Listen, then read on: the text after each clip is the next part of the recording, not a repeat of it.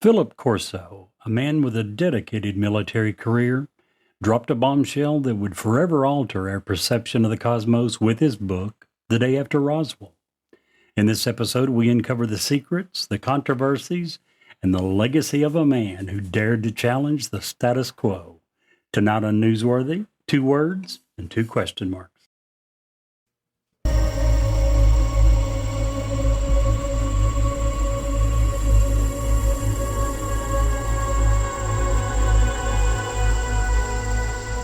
He's alive! Have you checked the children?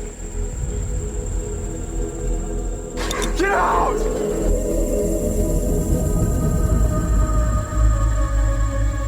You have scoured the podcast world and finally found us, Newsworthy with Steve and Jerry, where we delve into all things mysterious, macabre, or out of this world, and decide if they are truly newsworthy. 2 words and 2 question marks.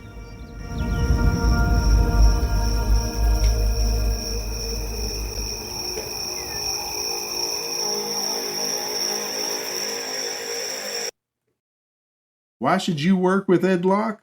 A better question is, why wouldn't you work with him? He is proud to support an amazing lender, USA Mortgage. When you work with them, you can expect a home financing experience that is free of hassles and headaches. They have complete control over your loan due to in-house operations such as processing, underwriting, closing, and funding. USA Mortgage represents a lot of fantastic things, but they are especially thrilled to partner in several community outreach programs, including Habitat for Humanity, Home Sweet Home, Veterans Community Project, and many, many more. They love going to work every day, which means they love working for you. Ed wants to be your lender for life, so reach out to him today and get the journey started. If you would like more information, please reach out to Ed Locke at area code 502-680-0953, NMLS 448908, USA Mortgage NMLS 227262. USA Mortgage is an equal housing lender. This is not a commitment to lend. Additional terms and conditions may apply. For licensing information, go to www.nmlsconsumeraccess.org. Hello, gentlemen. How are you? Doing great. Oh, wow. Hi, That was fantastic. I was waiting on somebody else. I think he waited for me. Well, guess what, guys? I'm so excited. You are. Yes. Because you got to see me after 2 weeks. Can't say I blame you. Yeah, well, I have a better reason to be excited. Okay, why is that? We have a guest tonight. We do. We do. That is A return exciting. guest. Mr. Clay Davis is Awesome. back with us in this episode. Welcome back, Clay. Hi, guys. Glad to be back with you guys. It's been a while, but I was way too long. real excited to be back. And congratulations on your format change. And it seems like that was a profitable and good thing for you guys. And it seems like you're still growing. So Growing kudos. like a weed, man. Growing like a weed. That's fantastic. It's going to grow a lot faster once everybody can see Jerry's beautiful face. Absolutely. Well, that kind of goes without saying. Well, I'm Jerry's hoping to set the camera up like toward the back of his head, actually, because that's the better part of him, to be honest. Are you trying to suggest that Jerry has a face for radio? Absolutely. He's not suggesting it. He has said that for a long time. That's okay. There's 3 of us here, and all 3 of us have a face for radio. So I don't know how we got lucky with what we got lucky with, but man, whew. We all can't be pretty like you, Clay. Oh, now I'm pretty on the inside. So I got a cool for folks that don't know. Clay Davis has 2 sons. Both of his sons are amazing musicians. One of them, I know for a fact, does it full time. That's what he does for a living. He sings the blues. His name's Jake Hambone Davis. And he does an amazing job. Just want to throw it out there. The reason I bring that up, Clay, is because Jake sent me a message saying and gave us a great show idea we're going to try to get into in the next couple of months at the very least, about the government conspiracies against musicians He- of influence. That by me first before he ran that by you guys, and I was like, "Yep, send that to Steven. I believe he'll take it." Yeah, that sounds like something we definitely want to get our teeth into. So we're going to have him on soon. But Jake is a very promising, young, aspiring musician, and now that's considered Southern Ohio, right, where he lives. Actually, in Middle Ohio. Middle Ohio. Yeah, he's right between Cincinnati and Dayton. So That's cool. I used to live in New Lebanon, Ohio, which is to the west of Dayton. So that's what's wrong with it. Yeah, well, listen, the funny thing about Dayton, Ohio, and anywhere around Dayton, and if you live in Dayton and you're listening to the show, send us an email if I'm wrong. It doesn't matter if you need to go to the other side of town or the other side of the street. It's going to take you 30 minutes.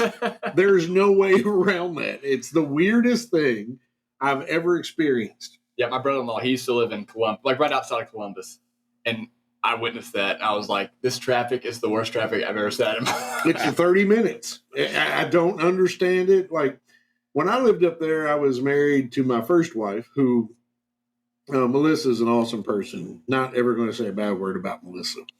She worked at the Big Lots on the other side of town, right beside a place we're going to talk about tonight, Wright Pat Air Force Base. yep. And I worked in right there in New Lebanon.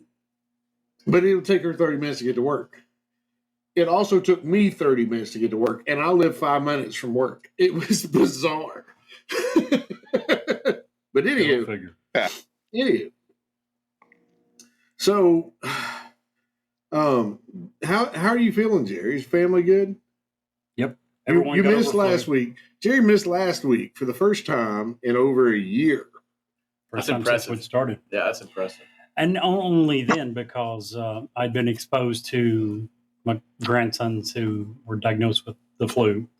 Brett has young kids at home. It was right before the Thanksgiving holiday. Figured Steve would have family over and didn't want to introduce the flu virus to anyone, much less a bunch of young children. So, decided to stay home and not get anyone sick. Well, we appreciate it. Although, for the first time in my adult life, I did not cook this Thanksgiving. I left all the cooking responsibilities to Cracker Barrel. Every year when you were in retail, which many of those years you had to work Thanksgiving Day, I had 2 years when I decided to go out and eat over the years. And it was when I had to work on Thanksgiving and just didn't want to try to do it myself. So, in addition to that, I first of all, kudos. They had a reduced menu. They got us in and out within an hour, to in and sat and food within an hour, which on a holiday, that was amazing. But it was good. I didn't like the food I got, but it wasn't their fault. It was, I'm picky. Yeah, it was good. What about you, Brett? Yeah, no, it was awesome. Got to spend time with family. Kids had a lot of fun. Ate a lot of good food. Sweet. And we need to talk about another first that happened. Oh. Jerry listened to his first ever podcast. Yeah. Not the first ever. Wow. The first ever of our podcast. I have listened to 2 or 3 others since I've been doing this. But yeah. It was the first time he ever listened to our podcast. That's a big milestone. I mean, why would I listen to it again? I was there and heard it firsthand. So he only listened to it to see how bad we trashed it. He was like laughing. He was like, man, these guys are lost without me. No, I listened to it because you guys called and said, hey, if there's ever one you're going to listen to, this should be the one that you're not in. To know how much we actually need you. Yeah, right. Listen to me stumble over the teaser and how lost we were. And you can you guys see did now. a fantastic job and was tempted to not come back to help the show. Bother. You remind me of Albert Einstein, Jerry. Is that right? How so? Well, I mean, you're smart and funny and all that, but the problem is Brett reminds me of Albert's brother. Oh yeah, Yeah, no, Frank. Frank. He's a Einstein. monster. Oh, Frank gets done. dang. Well, going along with that, if at first you don't succeed, I would recommend you not try skydiving.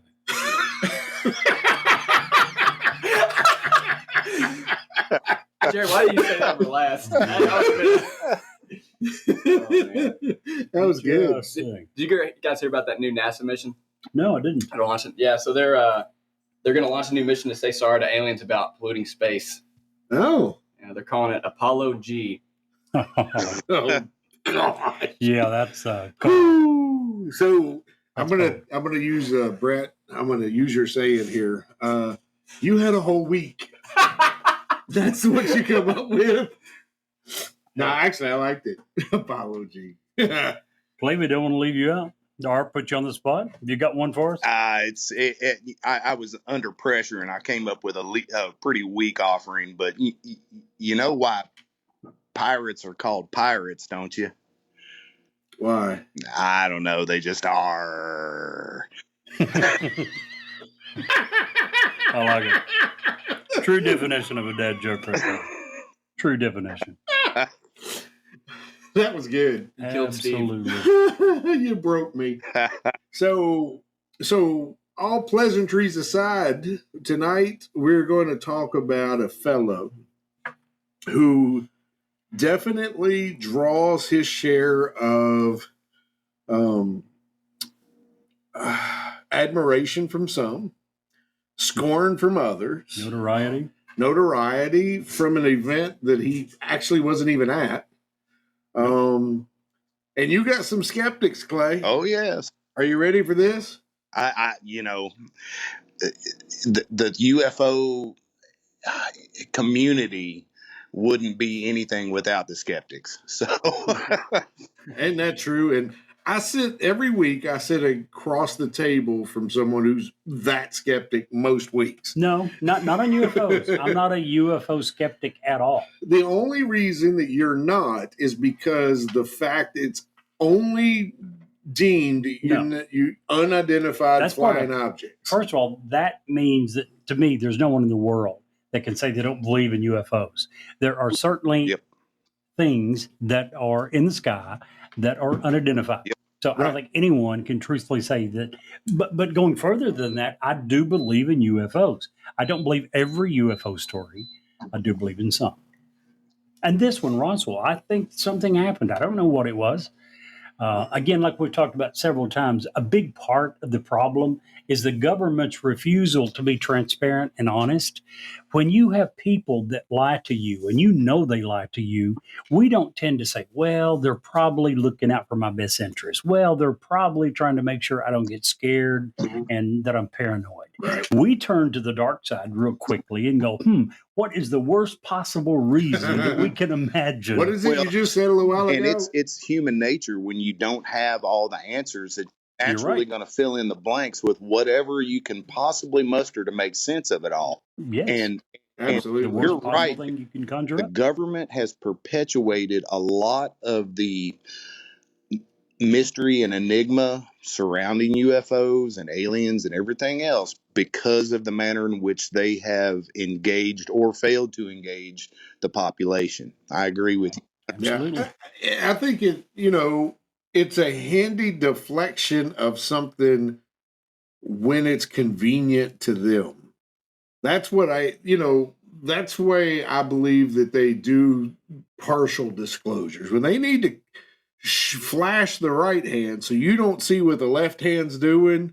Oh, look, a UFO. Oh, look, a shiny thing. Oh, look. It's something you should be looking at over here, not over here, just like magicians, a sleight of hand. True. I can think of a recent example of when they did that. Yeah, we were just talking about it before the show. But let me play devil's advocate for 1 second. Oh. And here's part of the reason why the government does this. I can't believe we'd forgot about it up until now. You guys have all heard about the first time that the War of the Worlds was publicly transmitted. Oh, sure. Do you remember the story? At the very, very beginning of the radio broadcast, they announced that it was not true, that it was a story that was going to be reenacted. A drama. They did not mention that again until the very end. So what you heard for, I think it was 2.5, 3 hours, was these radio personalities reading this story that we were being invaded by aliens and they were killing everything and everyone. Do you guys remember what happened? Yeah, pandemonium. In the world, around the world. Now, hold on, let me finish real quick. That happened on October 30th, 1938. Roswell was 9 years later. Yeah. If you were the one in charge, you're going to think back to what happened on this story and think, you know what we really need to do? Tell them the truth. Yeah, well. But in every case, no humans are being killed. They're not. They're not shooting missiles at us. I'm just saying, to play devil's advocate, if I was the one making those decisions back then, I'm not for sure that I would have said, well, let's just be totally 100% transparent. One other reason I'm glad I'm not in charge. Yeah.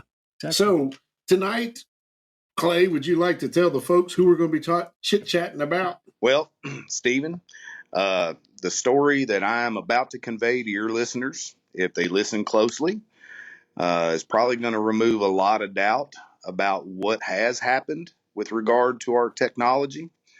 And it may remove some doubt as to whether we have been visited by alien life forms and their actual existence.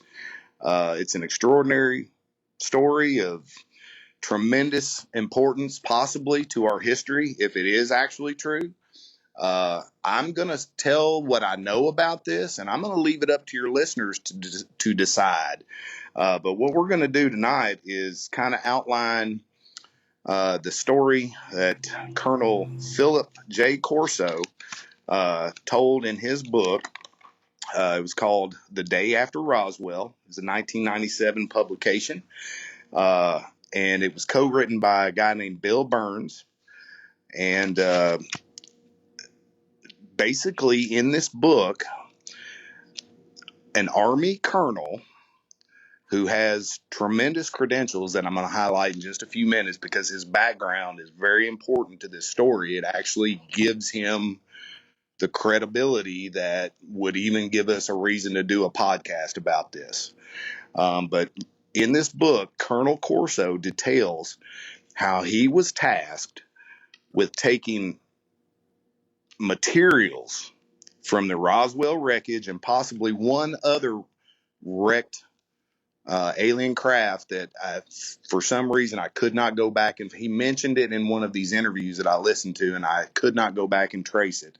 But apparently these materials came from 2 downed crafts, and how he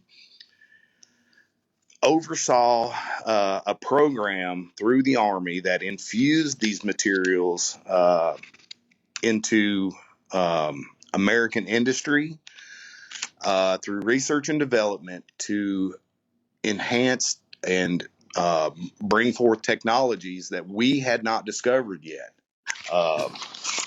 It's an amazing story. Let me find my little note here on my introduction here.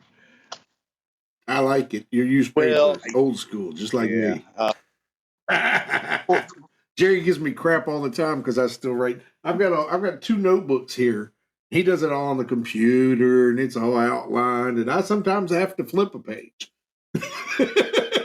I never give him crap to play until he lost his notes, left them at work, and he's trying to do a show without his notes. Then I'm saying, why don't you put it online? I do both. I've kind of hemmed and hawed and done both. I thought for this one it was going to be easier for me to put pencil to paper. But Corso basically divulges how he spearheaded this Army's reverse engineering program that eventually ended up seeding alien technology at American companies like IBM, Hughes Aircraft, Bell Labs, Dow Corning, and they did all this without the public's knowledge at the time. And we'll get into some of that here in a minute, but let me just jump into, if y'all don't mind, I'm just going to jump into Colonel Corso's background a little bit, and then we'll kind of move through the story a little bit. The floor is yours. Very good, gentlemen. Who was Colonel Philip J. Corso? The background that I'm about to give you has been thoroughly vetted. This man was everywhere he said he was at the times that he said he was there. And it's a pretty impressive resume. The National Archives has records of all of his whereabouts, the Department of Army Military History, the Army of War College, especially that's where Corso's boss, Lieutenant General Art Trudeau, is annaled and regarded as a legend, basically. So Corso renamed, or Corso remained good friends with Trudeau for 20 years, even after they served together. After retiring, and had promised Trudeau that he would tell this story after Trudeau died. He had an arrangement. He had an oath with Trudeau that they would remain silent about this. And close to Trudeau's death, he summoned Colonel Corso to his bed and released him from that oath and said that the story needed to be told. Some of Corso's assignments through his career are pretty impressive. He was the director of the Army Foreign Technology Division at the Pentagon. He was a former Army intelligence officer. He was the assistant chief of staff from 1944 to 1947 for the Allied occupation forces in Rome after World War II. He was involved with Operation Paperclip, which also brought German rocket scientists to the United States after World War II. He was very involved in hand selecting those guys. Two of them went on to work on his team, and then he also consulted with Hermann Olbrecht, who was the main German scientist that we got. Corso served under General MacArthur during the Korean War. Ooh. And from 1953 to 1957, he was a member of the National Security Council under Eisenhower at the White House. 1961, he was appointed chief of the Foreign Technology Department by Lieutenant General Arthur Trudeau. This man, over the course of his career, received 19 medals and decorations. He was the real deal. Wow. It's a very, very impressive resume that this man had. He worked in R&D and classified weapon designs for defense contracts was his primary goal, and what his main job was just assigning budgets for the R&D. He would decide what projects needed how much money. He would send these proposals to the general for approval, and work closely with General Trudeau to get these things done. But his primary thing was just coming up with the budgets and then following up to make sure that the research and development was coming along.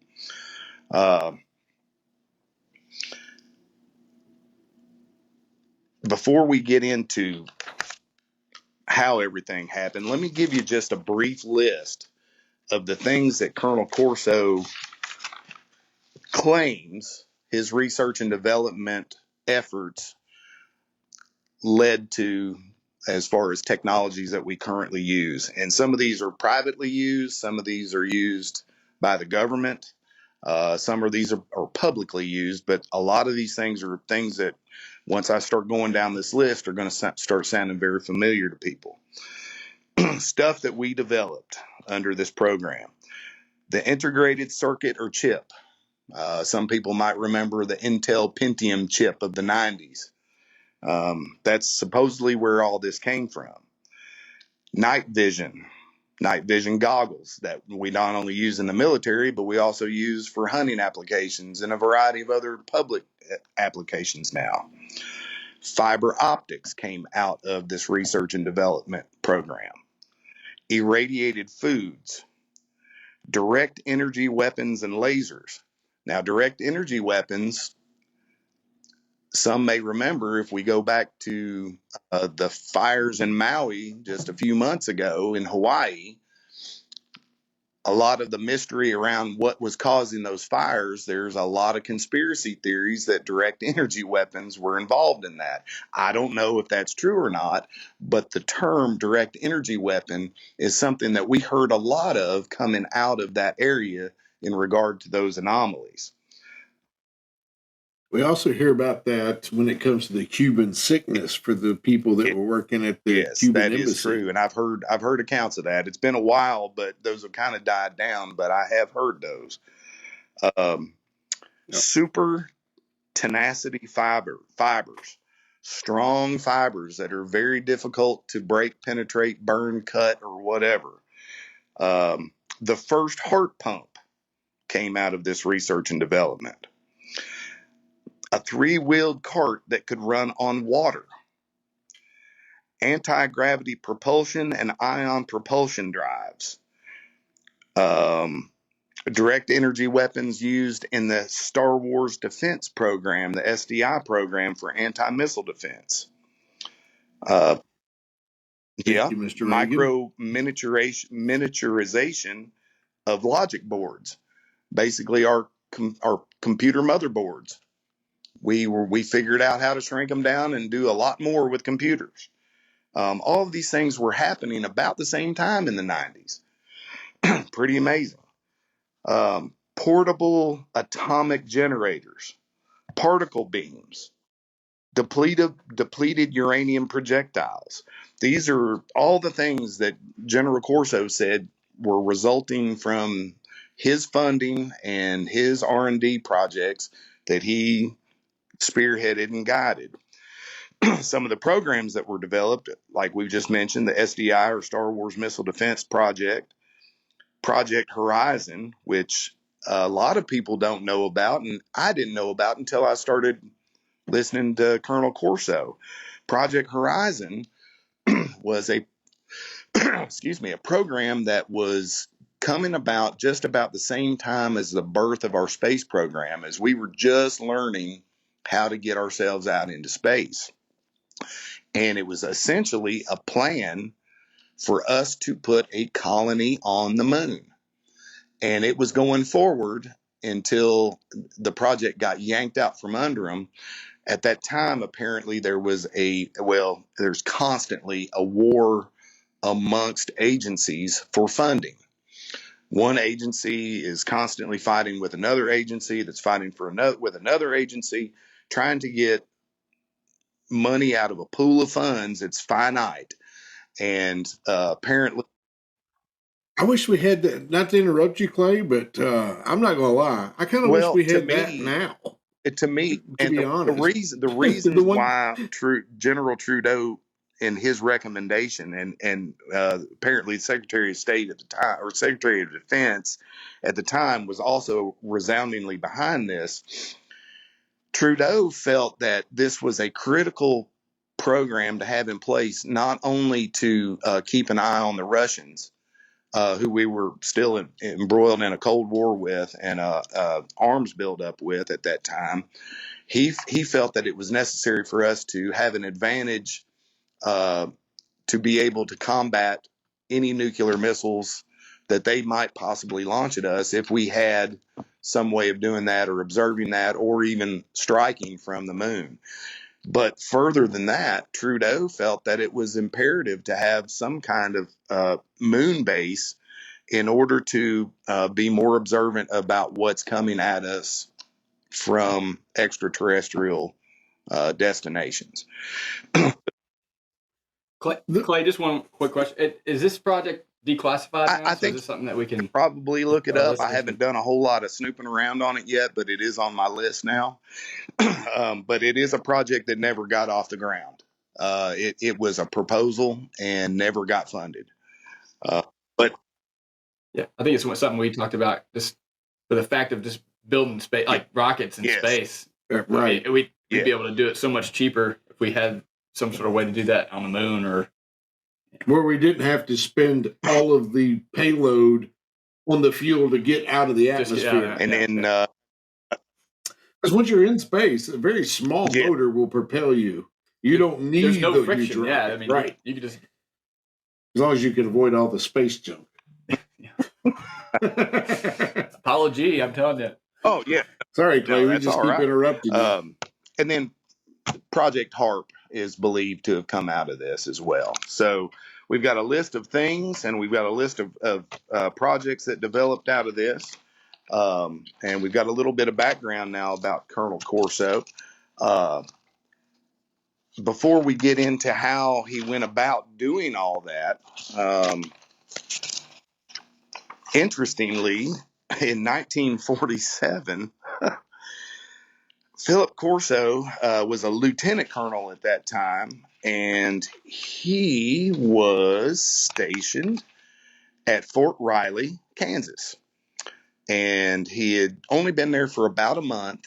And on that particular fateful night in July of 1947, he had been assigned as the post duty officer for that night.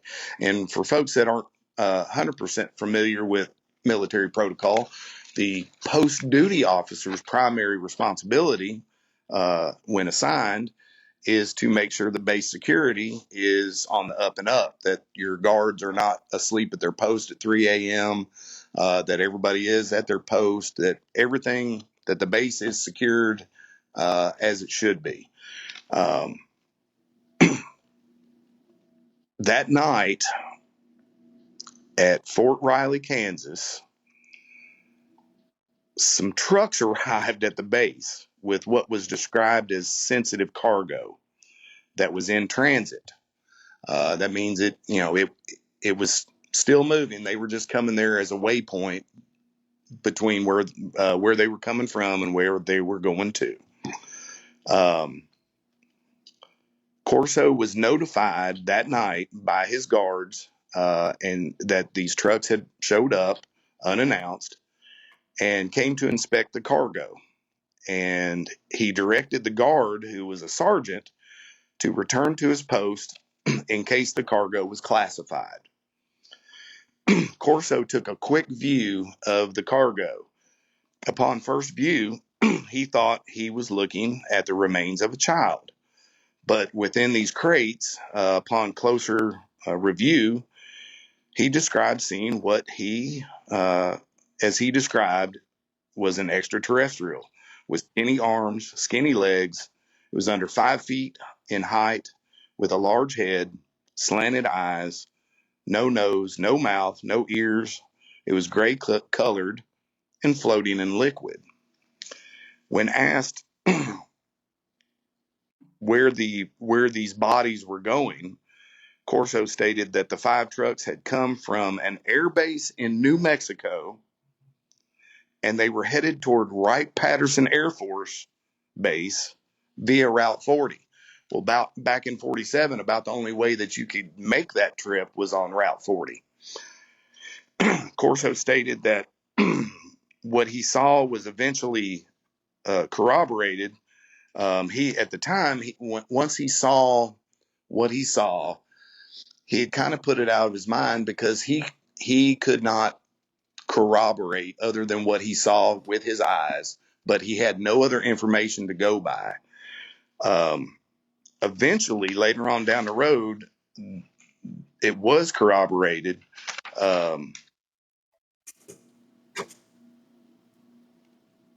Because they had actually financed later on in his research and development work, they had financed a laboratory at Walter Reed Military Hospital for research and development. What he came to find out was this lab actually had toxicology and autopsy reports on the extraterrestrial subjects that Corso saw. These reports were included in the Roswell file that Corso was eventually given when he was given these materials that came from Roswell. This is important because eventually it became clear to Corso that the extraterrestrials were actually a primary functioning part of the spacecraft. That is to say that in that they were the actual guidance, navigational component of the ship, and that they were likely, after many failures of trying to reverse engineer these craft, they came to the conclusion that it was highly likely that these extraterrestrial beings were likely clones, that they had been built specifically by some form of intelligence for space travel. This became evident when the military kept failing at reverse engineering these discs and they could never get them off the ground. Corso went on to say that, as we all know, man seemingly was not intended for space travel. How do we know that? Every person that goes up in space loses bone mass, muscle density. They have negative effects to their brain functions.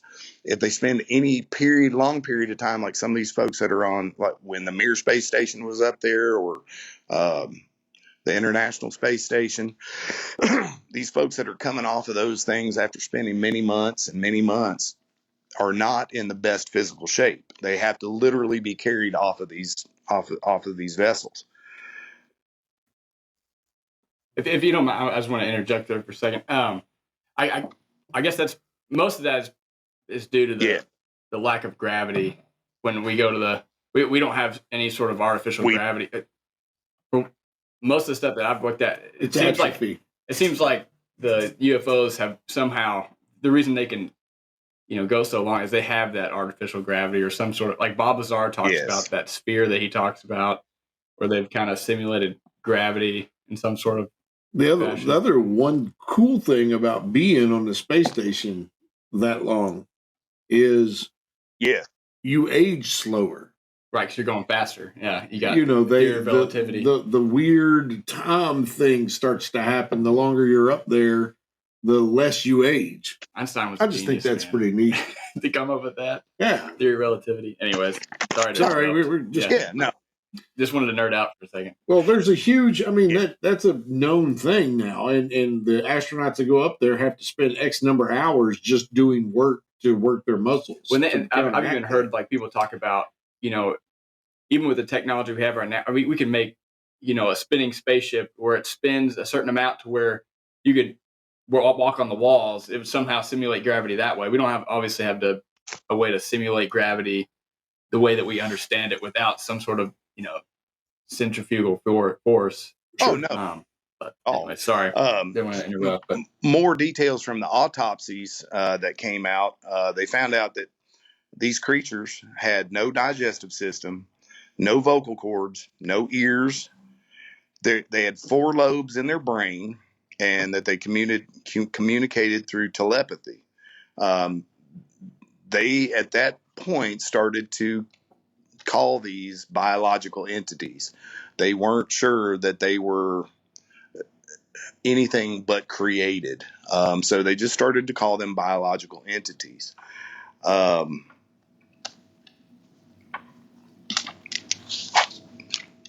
So yeah, the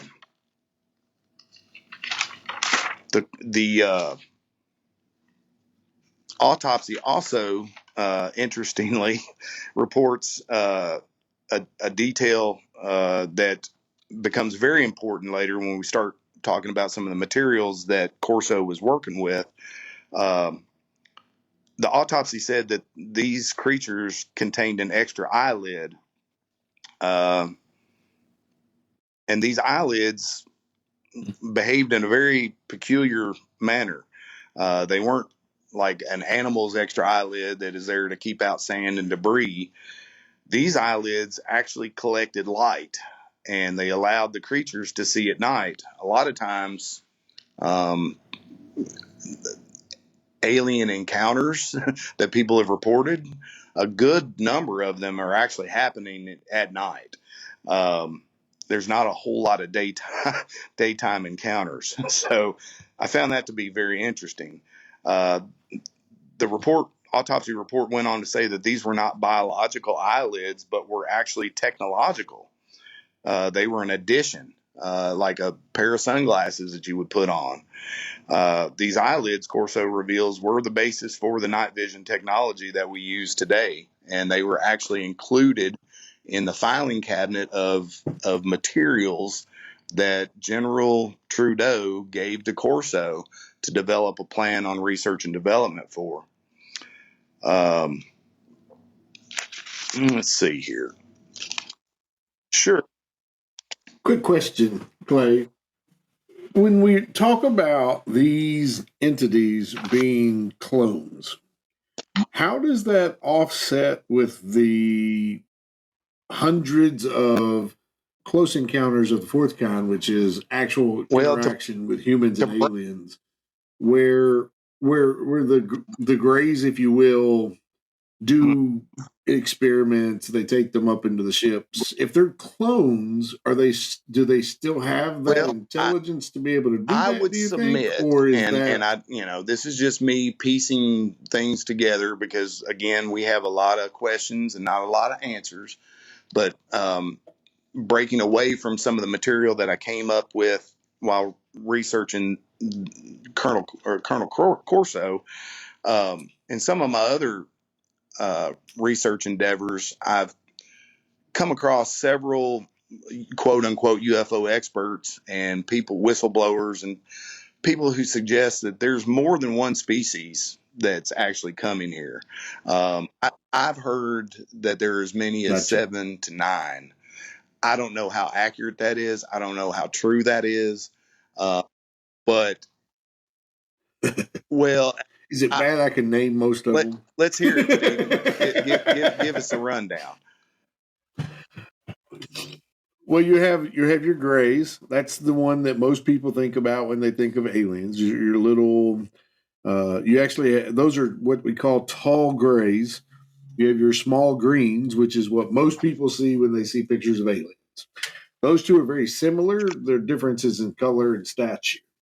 Then you have the draconians, which are the lizard people. Jerry's shaking his head at me right now. Which most people think are the ones that are responsible for, if you go down this road, and if you believe this mindset, they are the ones that are responsible for shape shifting, for being able to uh, become president, to be in influential places, to um, they're the ones that are hostile towards humans, would like to control us and dominate us.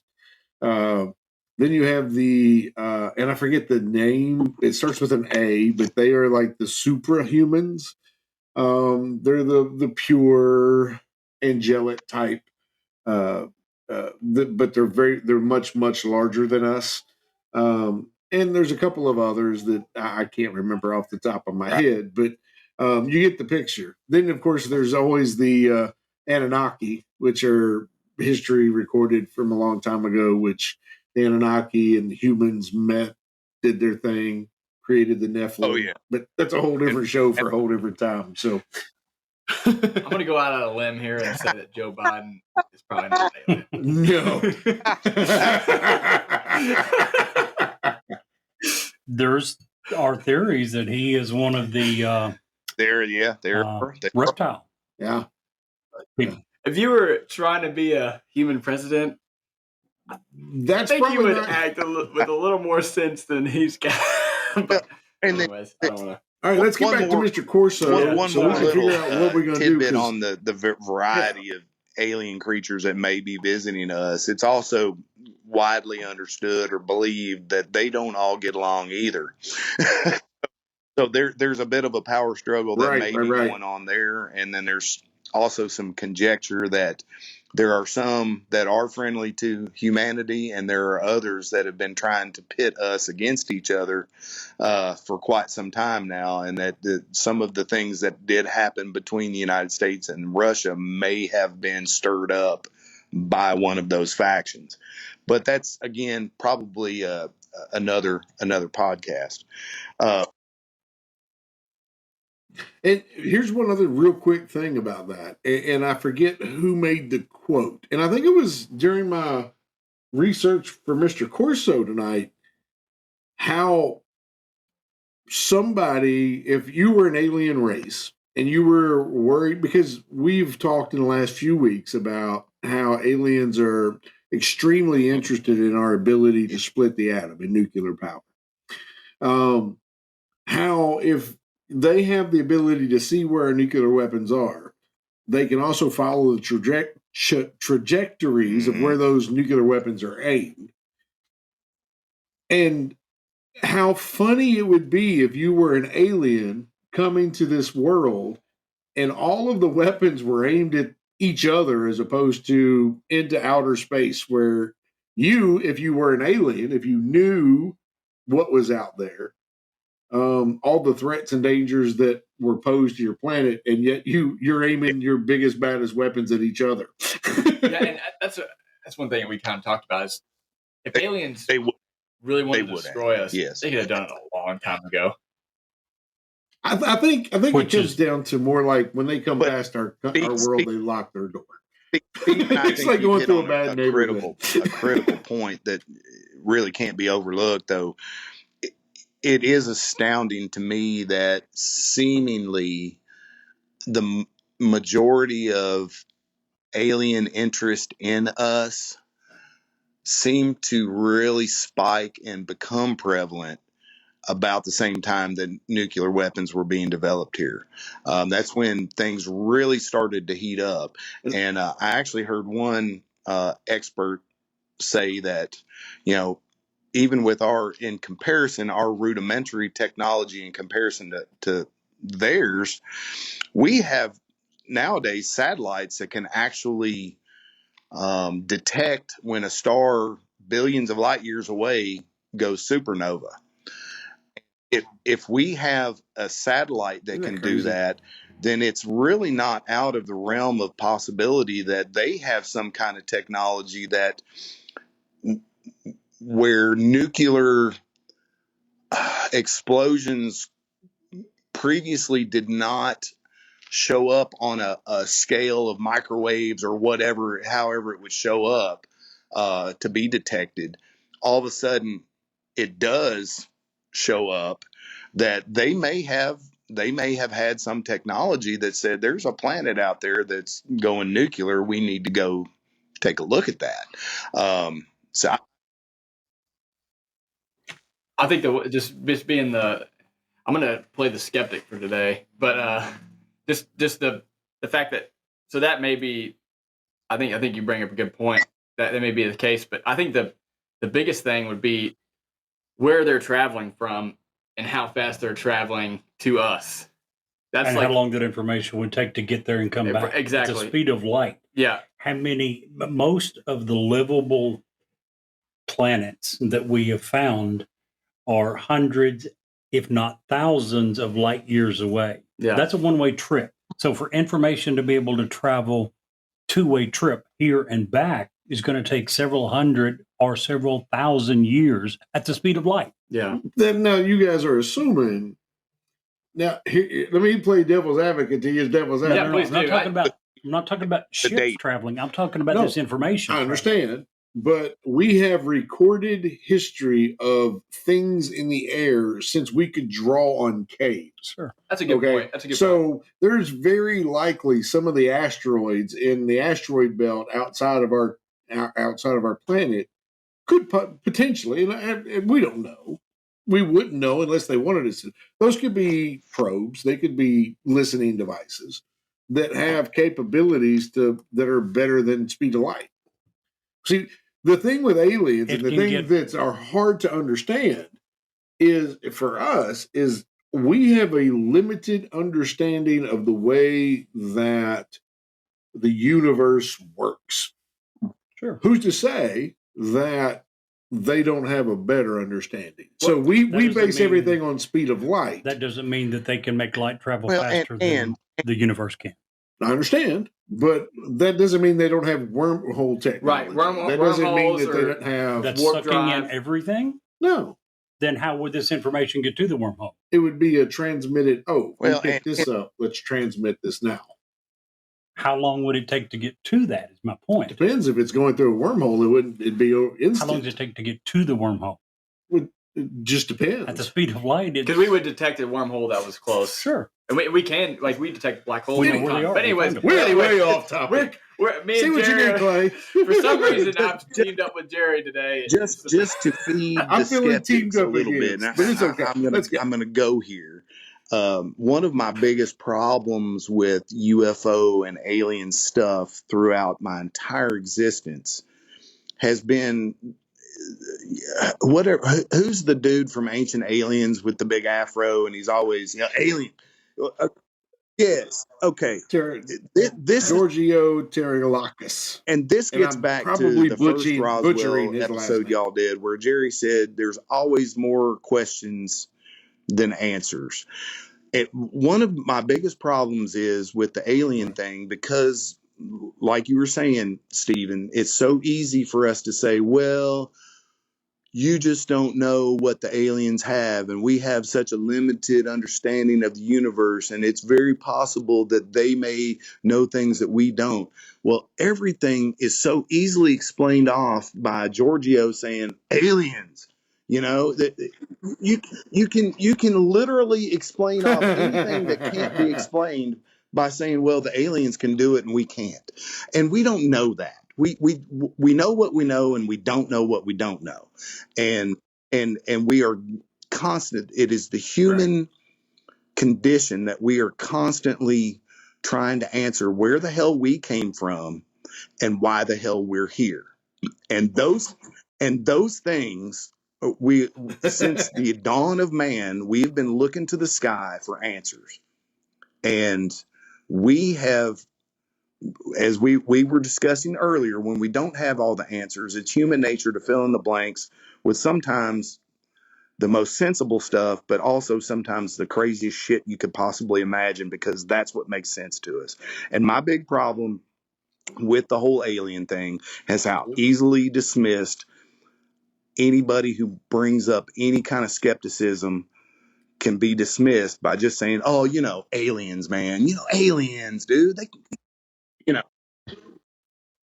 and I get I that. know I can Jerry gets certainly see angry as that. You hell know, at one you of the sometimes because you theories do that.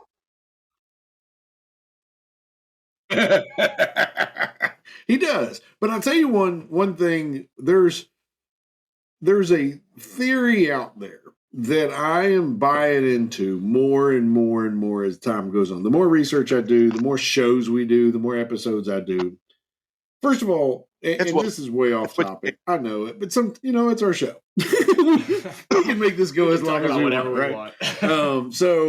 want. To be off topic for just a second, in every single civilization, every single documented civilization since the beginning of time, everyone, regardless if they're in Africa, if they're in the Middle East, if they're in Finland, if they are in South America, every single civilization has a flood story.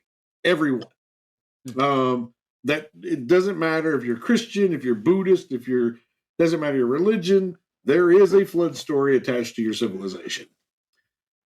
I am beginning, and just the way the world works, if every human were to leave Earth right now in some cataclysm, within a 10,000 years, the only things remaining of us are stone features. Within a million, even those are waning. I am. Twinkies would still be here. Twinkies would still be here, absolutely, with all those preservatives. Yeah. But the thing is, I am believing more and more that our civilization isn't necessarily the first civilization here on Earth. We've already proven with Göbekli Tepe that our archaeologists were way off. They've already proven, when we were in school, most of us, probably not you, Brett, because you're a baby, but the rest of us were always taught that humans got to North America through the Bering Strait Bridge. Well, we've already proven that that's way off. We were here up to 24,000 years ago, as opposed to the 12,000 that we were taught in high school. So, what's to say that there aren't civilizations that were here before us? Because one of the things that people always talk about at Göbekli Tepe, we didn't have the technology to make that. We didn't have the technology to build that, to move those pieces, to carve that stone. So, who's to say? And then, Giorgio would be like, well, the aliens did it. They moved them there, right? But who's to say they weren't there from a previous civilization that was wiped out in the flood? Yeah. I would like to add something to what you said about every civilization having a flood story. Not everyone that I've heard of, but the vast majority of civilizations somewhere along the line have stories of unexplained objects from the sky. Absolutely, they do. Yeah. So not just a flood story, but unexplained It's in things Bible, coming from the sky Bible. is It's in everywhere. with most civilizations. Yes. One of the things that always struck me with people and skeptics of UFOs, because I am very much a believer. We're all believers, I think. Yeah. As far as So is the ancient paintings that have, when there was no flying objects, there was no planes, there was no balloons, there was no dirigibles, there was nothing but birds in the sky, and they're painting these things with flames coming out the bottom and flying around. That to me is proof. They had no reason to stick that there. They wouldn't have had the mental capacity to say, well, if I were going to fly something, I'd put a fire it is on the documentation. I agree. right? With you. To me, that's right. Yeah. Right.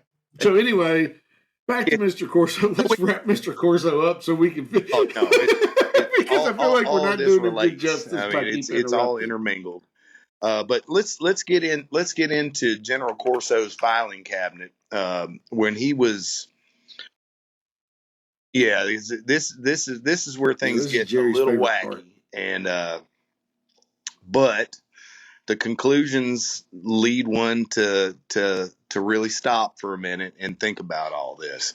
So it's 1961, and Colonel Corso has been pretty much assigned to, at that time, what was called the foreign.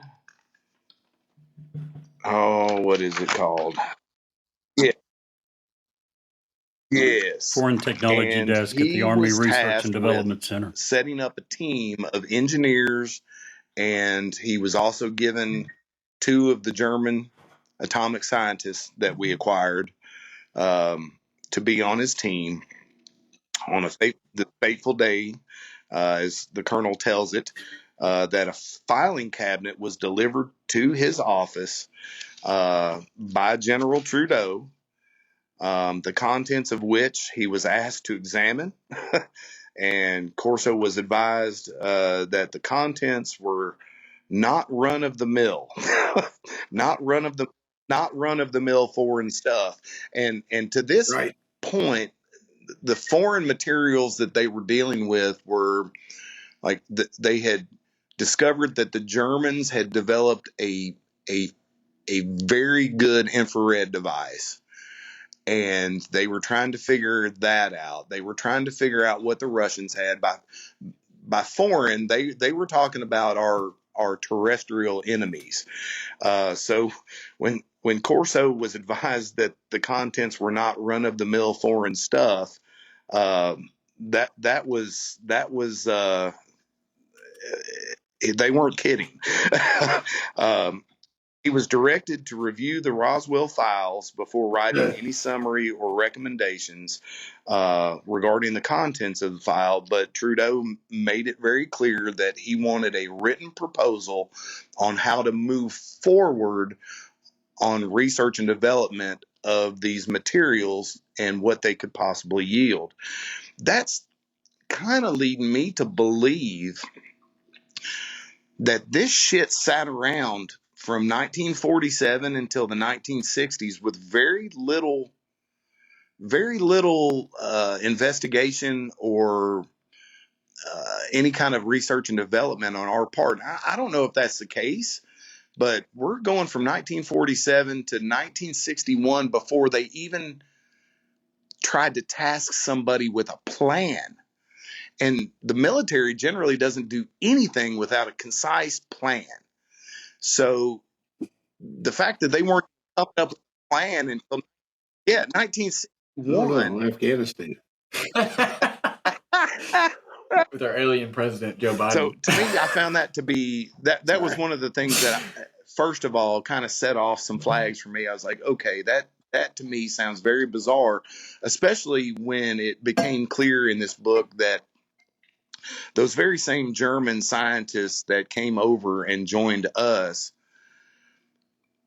one of the first things they told us was that Germany actually had acquired a downcraft before we did and had gotten very far as far as figuring it out. And I think you guys, I've seen it.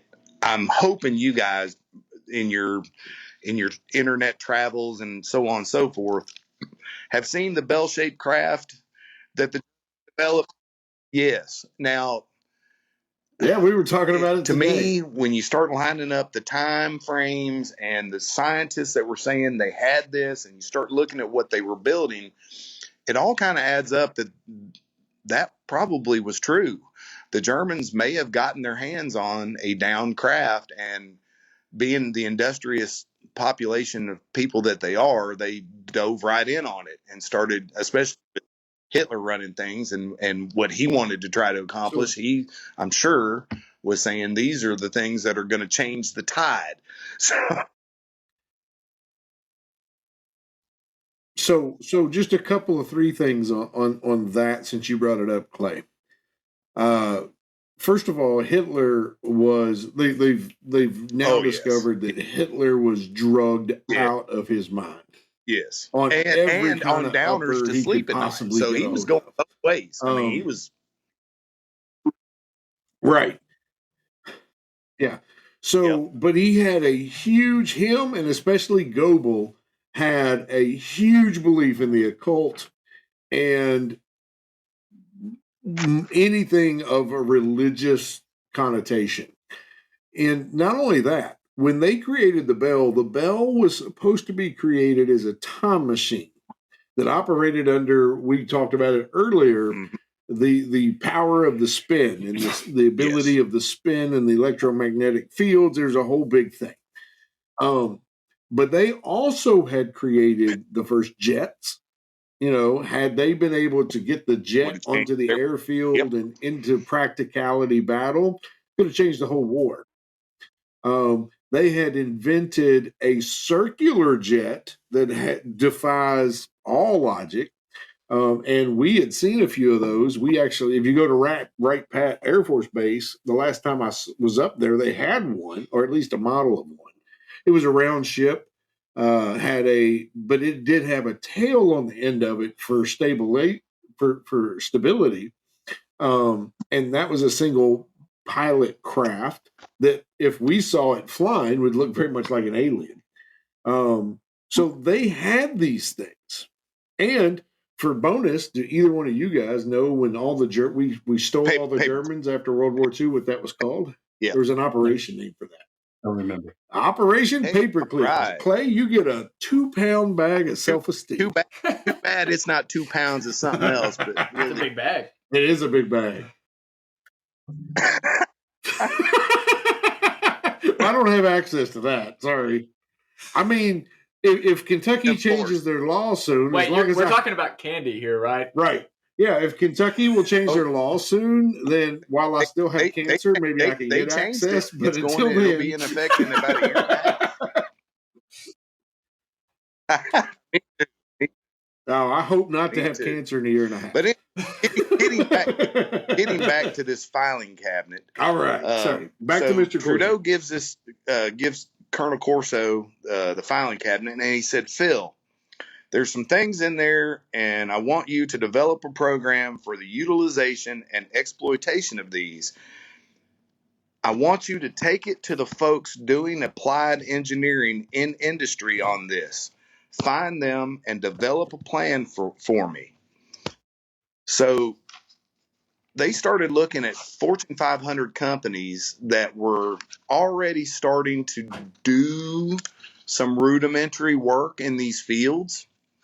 And they targeted those folks so that they could fund more of their work, and then slowly, if necessary, if things hit a bit of a lull, integrate their work or enhance their work by actually giving them some of these materials that Corso had in his cabinet. So now that we've just skirted around that and teased everybody with what was in this filing cabinet, let's start breaking down some of the items that were in there. But just as a personal or a little aside note, General Trudeau referred to this filing cabinet as Corso's junk drawer, and he said whenever he opened it, UFOs flew out. So I thought that was kind of funny. But Corso said when he laid it all out the first time, it looked like a bunch of junk. And what I'm about to tell you, you're probably going to think the very same thing. So the contents of this filing cabinet included items like a postcard size paper thin piece of metal.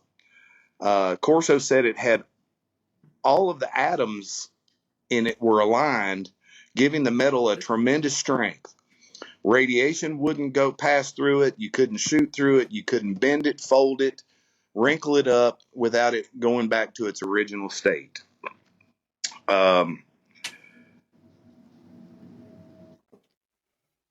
Yes. Well, Brett talked about that last week. Oddly, Yeah. Now we have that technology. Corso sent this piece of material to MIT to have them look at it.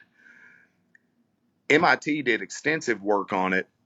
Corso admitted that they tried and tried and tried, and they could not duplicate this material. So up until 97, when Corso did the interviews that I listened to, we had not been able to duplicate this. It seems now that maybe we have. So, but that was just one item. Another item that was in this filing cabinet was a piece of string, literally a piece of thread.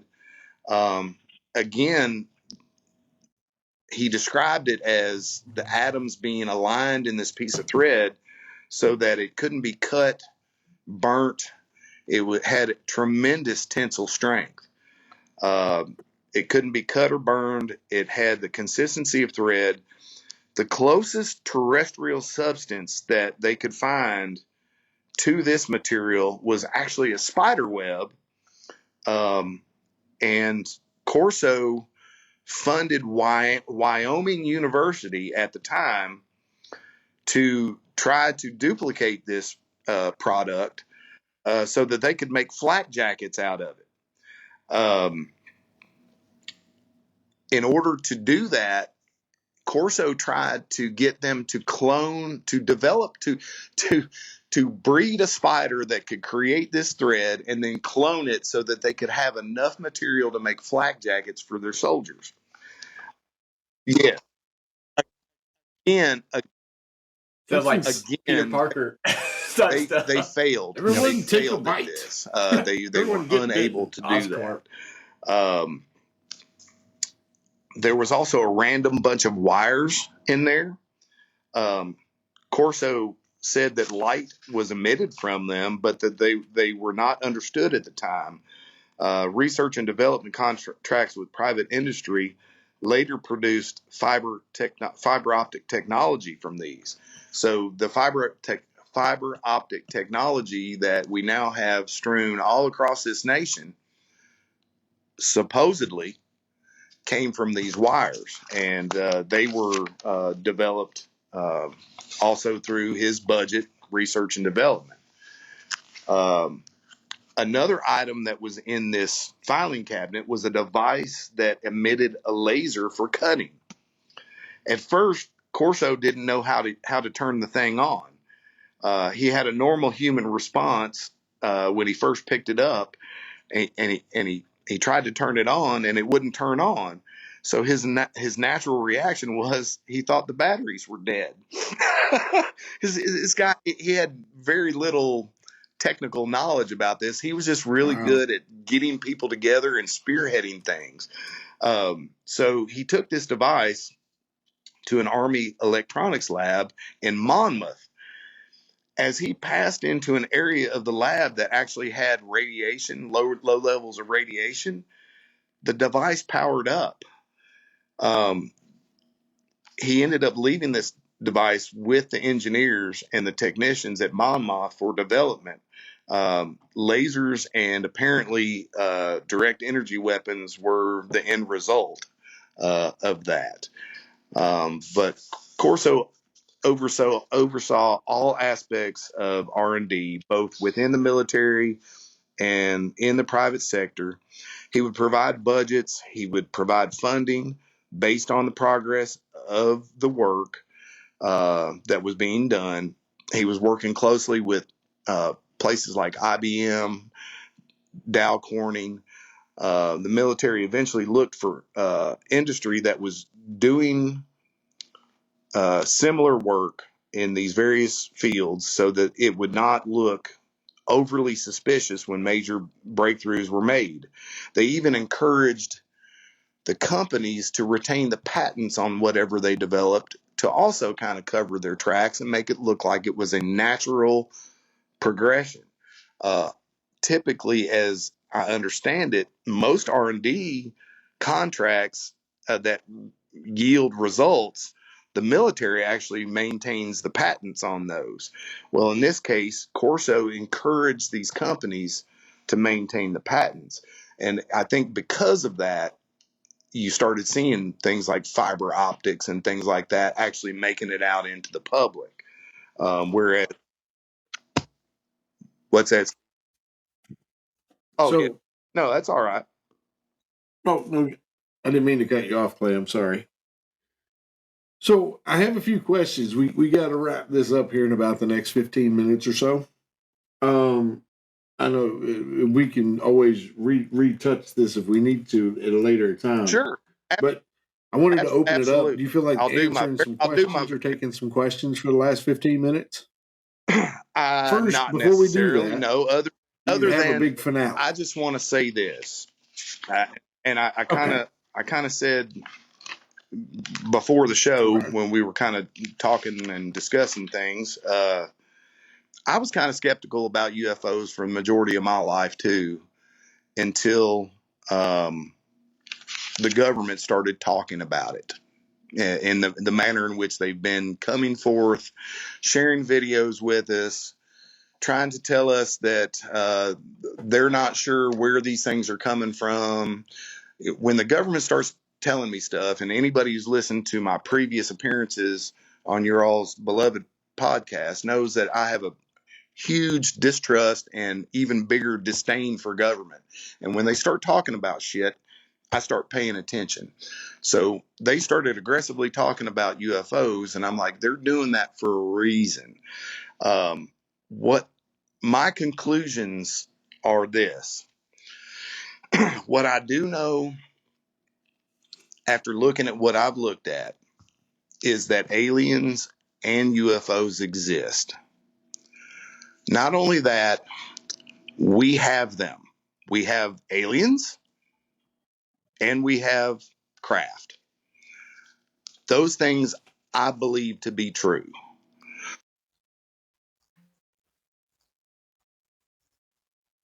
I agree. Yeah, no, I 100% agree. One question I have for you, I guess.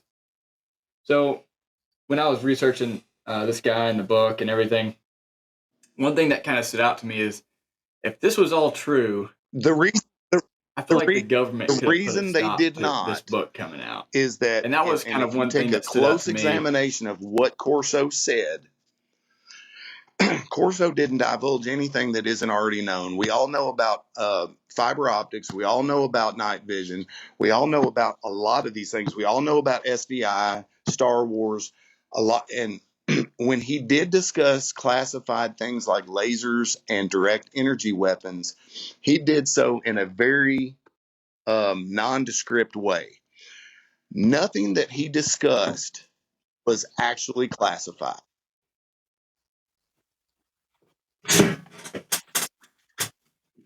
Actually, everything in his filing cabinet was classified, and he says that himself in his book.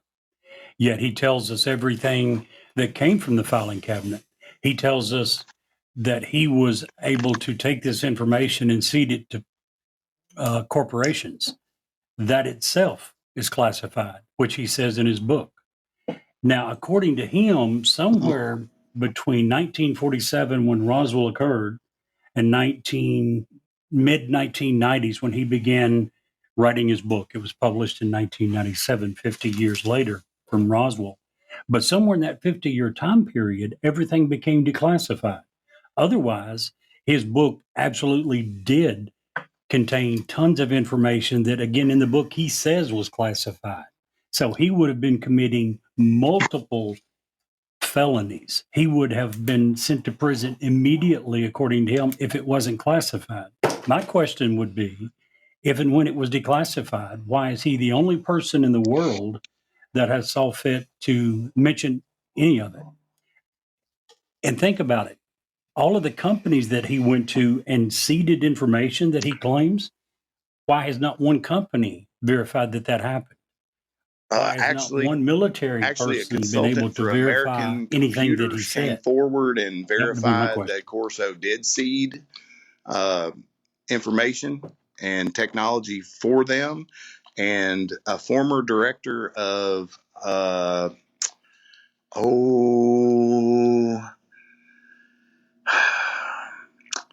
Skunk Works. Oh, what is the name of the military industry? Lockheed Martin Skunk Works. Former director Lockheed Martin came out and without saying Corso's name, basically verified a lot of the things that Corso had said, and he went further to say, we are not alone. We have craft. We have aliens, basically the same things that I said. And this guy was a director of a military industrial complex business. So there.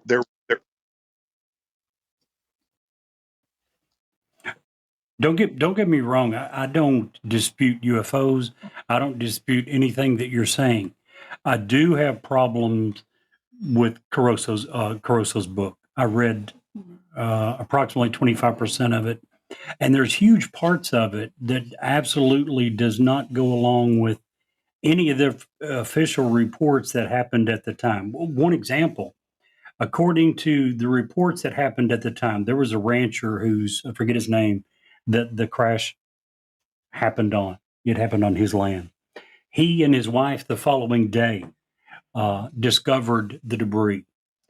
He didn't have a phone. Several days later, the next time he went into town, he notified the sheriff's department. The sheriff at that point notified the Army, and that's when everything happened. And, excuse me, that was confirmed by the report that the Associated Press released. And I'll find that in just a minute. And they said that that the craft had been found the previous week. According to Corso's book, the night that it happened, the fire department was there, the sheriff was there, the military was there. By 4:30 in the morning, several hours before daybreak, the very night that it happened, that goes against everything that happened at the time, every report. There's newspaper articles. There's a ton of evidence that several days transpired from the time that the crash originally happened until the Army, the military, was made aware of it. Not in his book. In his book, within a few hours, everyone was there. Keep in mind, again, he worked here from 1961 to 1963. He didn't write the book until the mid 90s, 35 years later. He says in his book that it was classified information, that he was not allowed to make copies. He was not allowed to take anything with him. He says that he was very adamant about not taking. He said so. In other words, he says, "I'm sorry." Yes, which he almost had to be, because otherwise he's admitting to felonies. But in doing so, he's also saying that he wrote this book 35 years after the fact from memory, which would certainly explain some of the inconsistencies, but it certainly does not add credibility to the book itself. Here, I guess, is one of my biggest things to believe this book. I'm not talking about Roswell. I believe in Roswell. I have several problems with this book. But one of the things that has to happen for us to believe this book, we have to believe that everything in this book happened. Secondly, we have to believe that at some point from 1947 to 1997, everything was declassified, and that all of that information that he reported on, we have to believe that he's the only person in the military that has ever acknowledged the existence of any of it. No other military person, It again, did. in 63, when he retired and left office, that filing cabinet didn't go with him. It stayed there. No one else that ever saw it has said they have saw anything. Uh, so to believe the book requires a ton of He he uh, he was belief in him, asked and what there's nothing happened to to the back it up. contents Well, of the filing I'll cabinet just after he say, I'll just say retired. this. And he admitted that he didn't know. He was hands off at that time. It was handed off to the next person that took General Trudeau's position after he retired. And that he was certain that there was still ongoing examination and research and development of these things. It was Corso's contention that when asked what percent of how much did we actually get out of this stuff that we could have possibly gotten, Corso felt that we had gotten less than 5% of the potential of what was possible out of these materials.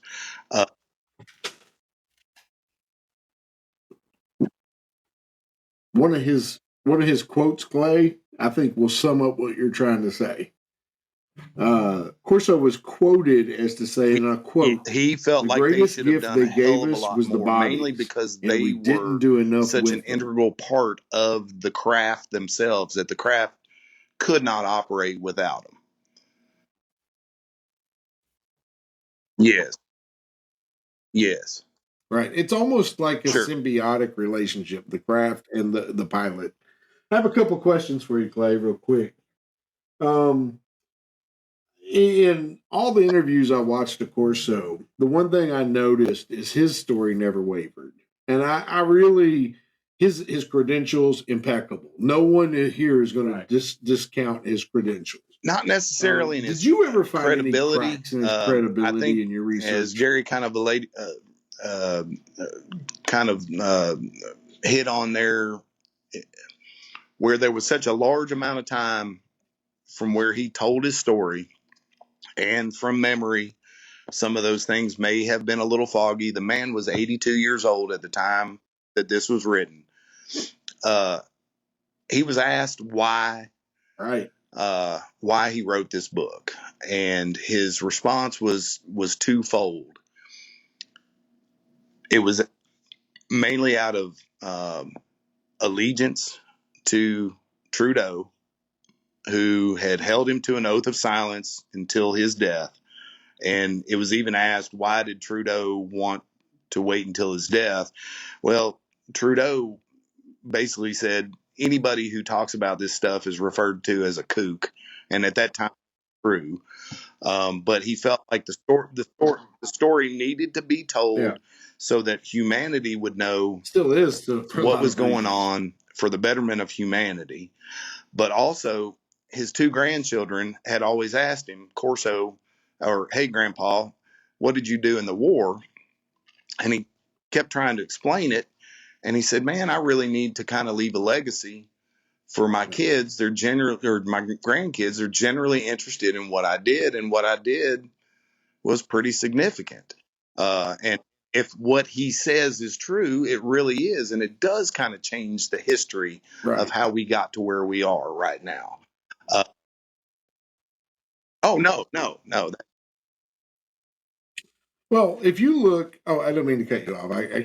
If you look 20 years prior to Roswell, the Roswell incident, we had barely learned to fly with the Wright brothers. We were no, that's not true. 20 years prior to Roswell, Lindbergh in a single engine plane was making his first flight over the Atlantic. However, 20 years after Roswell, we're sending a man to the moon. Yeah. I mean, there's a huge. That's Yeah. one of the, yeah, that's Now one that's of the 40 arguments years. against That's 40 did we years. land on the moon. That's one of the big arguments. It's Right. So my second question, really, Clay, in one of the interviews, Corso was talking about spies. That there were spies throughout their The entire CIA organization that they Also, actually had to CIA use was counter spies to infiltrated get by rid of the a spies vast majority of because Russians. Stalin Yes. Right. Because Stalin was obsessed with getting the information about Roswell. That alone tells me that Roswell happened, that it was real, that he had enough credible military dictators, unless you're crazy, unless you're hopped up on bills. And the only reason I brought that up was because of this question. If you're hopped up on the types of drugs that the Quaaludes and everything that Hitler was taking, you're likely to believe everything. Stalin was not. Stalin was a very reserved individual. He didn't. Of course, most Russians drink vodka, but they that's just a way of life. It's no different than Irish people drinking beer. I mean, it just is. But very reserved, didn't do that kinds of things, and was obsessed with Russians Roswell. have. But They I was under the impression that they had Corso their even own said event. that Germany, Russia, Canada, Yeah, that's what I thought. United States, and seems like I'm omitting one, but those were the major countries that had down craft and were actually doing R&D on them. Mexico had one, but I think we took possession of it, if I'm not mistaken. Yes, well, and I could see where Stalin would be very interested in finding out what we found out. Corso spent a considerable amount of time talking about the inner war that was between the intelligence agencies and the military and the Department of Defense, and how the Army knew at the time the critical imperative nature of keeping a lot of this out of the hands of the CIA, because the CIA had been compromised, and the CIA at that point was giving bad intelligence based on doctrine instead of actual events to the president. Yes, and it's still going on to this day. The CIA as an intelligence gathering organization has spent an inordinate amount of time keeping us in perpetual wars during the entire existence of the agency. What they that's what they do instead of giving with each other and with other countries. Oh yeah, no. So you listen to our show, Clay. I'm sorry, I didn't mean to step all over you there. I apologize. You listen to our show every week, and we appreciate that very much. But you know how this ends. We give a thumbs up, a thumbs down. Does it require, or do we need more news coverage about Philip Corso and the events that ultimately inspired our next week's episode? All this stuff kept going, all these crashes, this debris, these artifacts, as Corso said, kept going to Wright Pat, which for a great number of years handled all of this. But very rapidly, the government said, hey, we need to be able to send this stuff somewhere. To quote a movie, and to quote one of my favorite villains in any type of movie, Wanda. Yes. They needed a hole that they could throw away the hole. And so next week we're going to talk about that hole, and that would be Groom Lake in Area 51. However, for this week, for Mr. Corso, the Roswell incident, Jerry, thumbs up, thumbs down. We need to hear more about Philip Corso. You got to separate it. Roswell, thumbs up, more. Corso and his book, thumb down. Gotcha. Brett. I never thought I would say this, but I'm going to have to agree with Jerry on this. Oh, wow. Stepping on the dark side. 2 points. Like I said, I think we all believe in Roswell. The two things that are a sticking point for me, his credibility is impeccable. You can't deny that. There's two things that are kind of weird to me. One, the book was able to be released publicly. That sounds a little fishy to me. Two, the timing of the book was right after they came out with Project Mogul in 1994. So the the timing was, if you want to make as much money as you can, that timing was impeccable. Like right when Roswell was becoming a big story again. So those are the two things, and that is the main reason why I would. I'm going to go. Clay, what do you think, man? Thumbs way. up, thumbs I down. believe Roswell this is the and first Philip honest Corso. voice we've heard from inside regarding the Roswell incident and UFOs in general. I'm also going to say that at the time of the book's release, the Pentagon bookstore could not keep the book on the shelves. The bookstore in the Pentagon gift shop. That's telling me that people inside the Pentagon wanted to read this book because they knew Corso was working on some crazy shit. And they sold out of that book every time at the Pentagon for months and months and months. These were people on the inside buying this book. To me, that says a lot. And I say thumbs up to Corso, thumbs up to his work, thumbs up to him coming clean with it.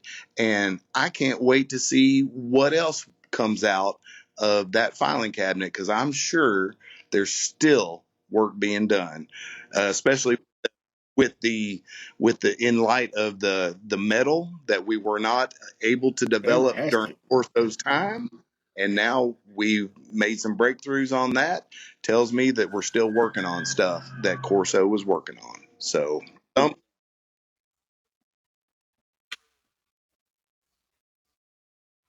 agree. I'm actually going to follow along with you, Clay, and I definitely thumbs up on Roswell. I think everybody here agrees that it probably was not a weather balloon. Words matter. They specifically said, "Hey, we recovered a disc." They did not say we recovered a bunch of material. So thumbs up for sure on there. Yeah, they said both, but the first story was the truth. Right. Secondly, I bring up. Here's the thing for me with Philip Corso. I've been on the fence, and I wanted to keep an open mind till the very end. And I believe that Corso, because of his credentials and because where he said he was, when he said he was there, has all been verified. That I absolutely believe what he says. Jerry, you brought up a couple of points about how could an 84-year-old's memory be that impeccable? And it wasn't. We know that it was not. And I agree. However, I think that there's enough credibility there for me to give those small indecisions a pass. So 2 thumbs up for me. Also, just real quick, I'm glad you brought him up, because my closing comment is going to be based on Dr. Stephen Greer's work. So you go right ahead, but I've got something to say about Stephen Greer. Yeah. When we talk about credibility, I was telling Jerry and Brett at dinner before we went on the air that when he first came on the scene, there wasn't a more credible person to talk about this. And he has really went off kind of the deep end and lost that credibility with me. Corso never did. So that's all I was going to say with that. I also want to just point out and let everyone know I just got a text alert that at 100 years old, Henry Kissinger has passed away. May he burn with John McCain. Very sad. Served under 2 presidents, was Secretary of State. Huh? Do what? My final statement is this. Absolutely. And I say that I've told this. What was to your my final kids, statement? We'll let you close it up, tell Clay. it to the listeners today. We, up until this point, and even the footage that has been produced by the Navy, the Air Force, the Army, we still, even though all of us are carrying around these high-tech cameras in our pockets, we have grainy, almost undecipherable footage of these craft. And we've never gotten a good, up close look at them. Even the military footage is very, all we see is a tic tac, or all we see is a shape. We're not seeing definition on any of this stuff. A lot of the folks who are skeptical in the world will not believe this until they see on Fox, on ABC, on NBC, CBS, all your major networks, a live feed of a craft that's very discernible, where you can see all of the definition, all the details. Folks, that time is coming. But I caution all of you, all of the listeners, and Absolutely. pour yourself a stiff drink right before bed and pull yourself close to the speakers, because this is your government conspiracy expert telling you that when you see those images, and I've told my kids this and members of my family this, when you see those images, approach that with a skeptical mind and apply all of your critical thinking skills. Do not buy into the narrative that is going to be thrust upon you immediately. Dissect it, chew it up, digest it, because what you're seeing may not be what they're telling you you're seeing. And it's based on some of Dr. Stephen Greer's work, credible or not. He is of the mind that when you look up in the sky right now, you have to ask yourself a question. If you see an unidentified flying object, or a IAE, or whatever they're calling these things now, yes, you have to ask yourself, is that one of us flying them, or is that one of them UAP. flying them? Because right now, I believe that we have some craft up in the air that we are testing, that we have back engineered. Whether we can fly them deep into space or not, I cannot answer that. But I can tell you with some degree of certainty, Yep. that I don't have a basis of proof on, but just on what I'm seeing and how I know the government operates. The government's telling us this for a reason. And if they put something like that in front of us, maybe it is something to scare the bejesus out of us, like a pandemic or whatever, where they can instill more control, take more liberties away. And whether that's the case or not, I don't know. But what I'm cautioning all listeners to do when that time comes is to go into it with some disbelief, some skepticism. Question what you're seeing and use your critical thinking skills and ask yourself, who is to gain by coming out with this? And then decide for yourself, because I don't know. I don't know what you're going to be seeing, but I'm telling you, it is of imperative importance that we don't all just buy it. Question.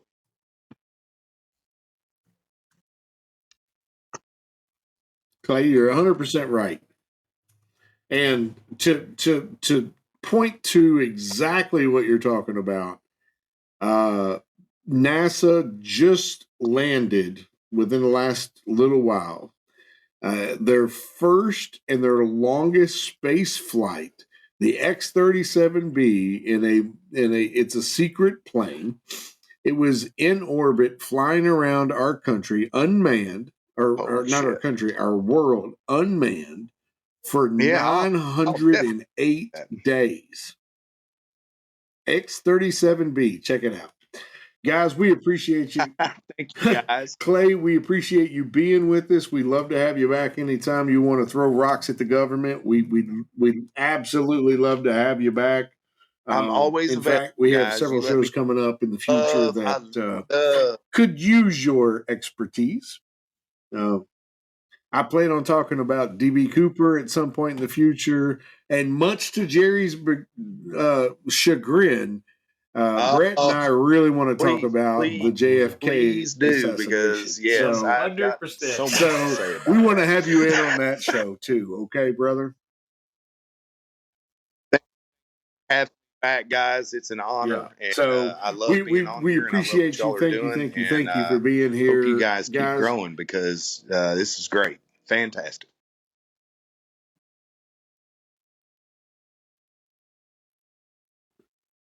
Thanks, Thanks, man. Clay. We appreciate it. Yeah. Man, that episode is really interesting. And if you'll stick around for us for just a few commercials, we have another great story to tell you. Hi, this is Ed Locke with USA Mortgage. When it comes to buying a home, the process can be overwhelming and confusing. With so many options, it can be hard to know where to start. That's why it's important to work with a certified mortgage loan originator. I have the knowledge and expertise to guide you through the process and find the best mortgage option for you. I will work with you every step of the way to ensure that you are getting the best deal possible. So if you're looking to purchase or refinance, please reach out to me at 502-680-0953. So don't take on the stress of buying a home alone. Work with me and I will make your dream a reality. Trust the professionals and make your home buying experience a positive one. MLS ID 448908, DAS Acquisition Company, LLC, doing business as USA Mortgage, MLS ID 227262. This is not a commitment to lend. Additional terms and conditions apply. USA Mortgage is equal housing opportunity. If you want us to review or rate your product on air, if you have suggestions for new episodes, awesome ghost stories, or anything else, please reach out to us. Our email address is newsworthywithsteveandjerry@gmail.com. Our text number is area code 540-709-1318. And now, back to the story. An ancient and surprising underground city where thousands of people lived. Although the ancient Derinkuyu underground complex is located in Turkish Cappadocia, gained popularity in the 1970s when Swiss researcher and author Eric von Däniken, one of my favorites, Jerry, revealed it to the world through the Gold of the Gods. Derinkuyu had long raised questions, especially among archaeologists in his country. It was discovered accidentally when a man knocked down the wall of his basement. Upon arrival, archaeologists revealed that the city was 18 stories deep, and it had everything necessary for an underground life, including schools, chapels. It even had stables. Derinkuyu was an underground city in Turkey that was 3,000 years old and once housed almost 20,000 people underground. And Jerry, if you can't see the light, be the light.